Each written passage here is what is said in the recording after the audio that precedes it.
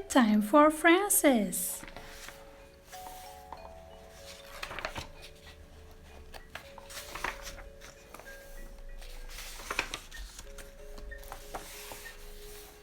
The big hand of the clock is at 12.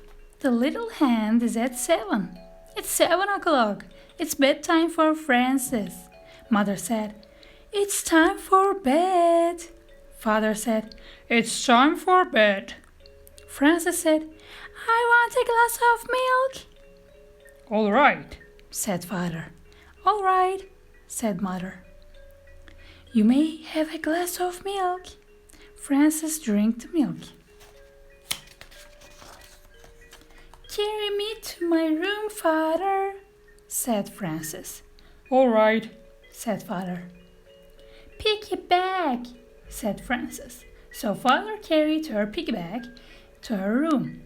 Father kissed Frances good night. Mother kissed Frances good night. Frances said, "May I sleep with my teddy bear?" Father gave her the teddy bear. Frances said, "May I sleep with my doll too?" Mother gave her the doll. "Good night," said Father. "Good night," said Mother. "Did you kiss me?" said Frances. "Yes," said Mother. "Yes," said Father. "Kiss me again," said Frances. Father kissed her again. Mother kissed her again. They closed the door. "May I have my door open?" said Frances. Father opened the door. "Good night," said Mother. "Good night," said Father. "Good night," said Frances. Frances couldn't sleep. She closed her eyes, but she still couldn't sleep. So she began to sing a little song about the alphabet. She made it up as she went along.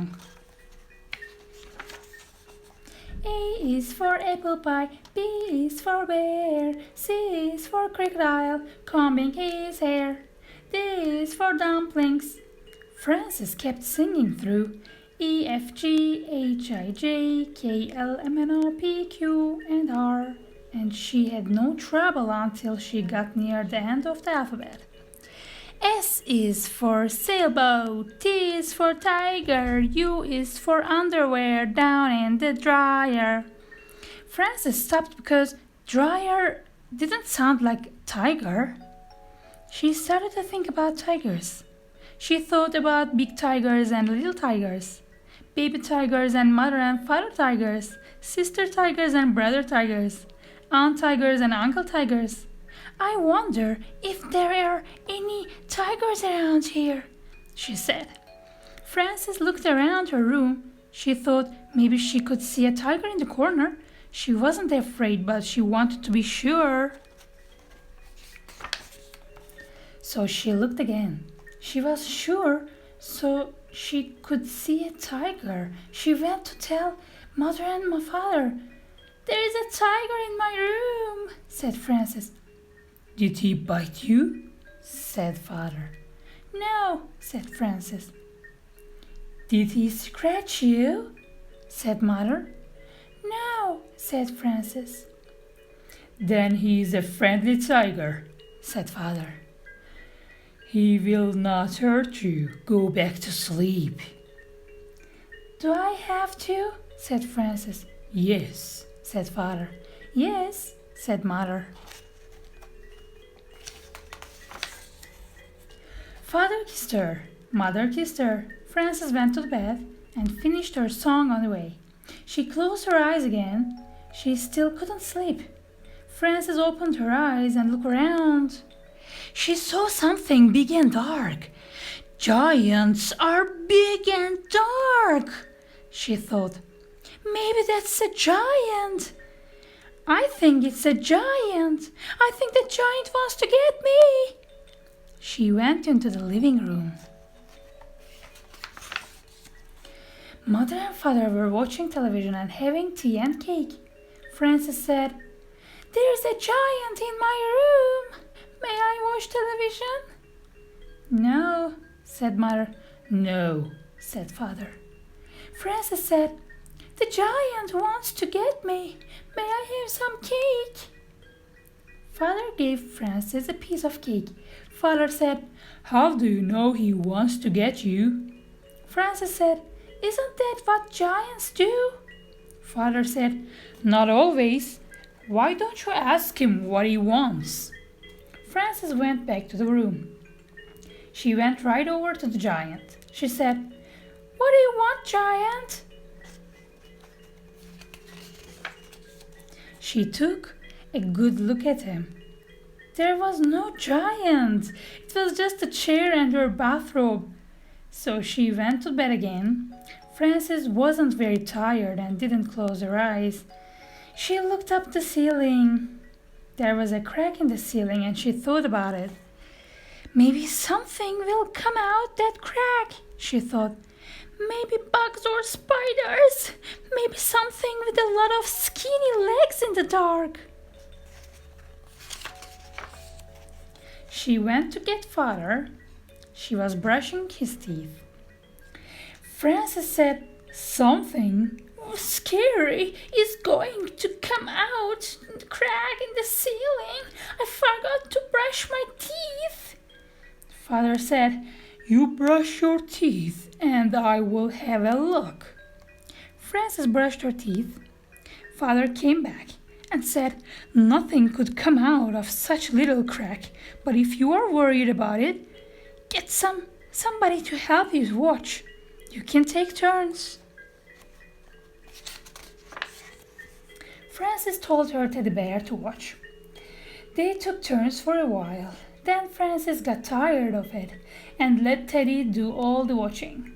Francis got up and went to the bathroom. When she came back, she wasn't sleepy at all.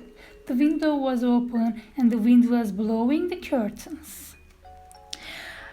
I don't like the way those curtains are moving, said Francis. Maybe there's something waiting, very soft and quiet. Maybe it moves the curtains just to see if I am watching. She went into Mother and Father's room to tell them. They were asleep. Francis stood by Father's side of the bed very quietly, right near his head. She was so quiet that she was the quietest thing in the room. She was so quiet that Father woke up all of a sudden with his eyes wide open. He said, Francis said, There's something moving the curtains. May I sleep with you? Father said, Listen, Francis. Do you want to know why the curtains are moving? Why? That's the wind's job, said Father. Every night the wind has to go around and blow all the curtains. How can the wind have a job? Said Francis. Everybody has a job, said Father. I have to go to my office every morning at 9 o'clock. That's my job. You have to sleep so you can be wide awake for school tomorrow. That's your job. Francis said, I know, but... Father said, I haven't finished. If the wind doesn't blow the curtains, he'll be out for a job.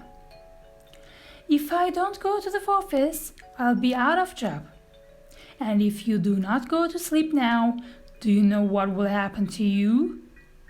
I will be out of a job? No. I will get a spanky? Right. Good night, said Francis, and she went back to her room. Francis closed the window and got into the bed. Suddenly there was a noise at the window. She heard bump and thump. I know something will get me this time, she thought. She jumped out of bed and went to tell Mother and Father. When she got to their door, she thought about it some more and decided not to tell them. She went back to her room.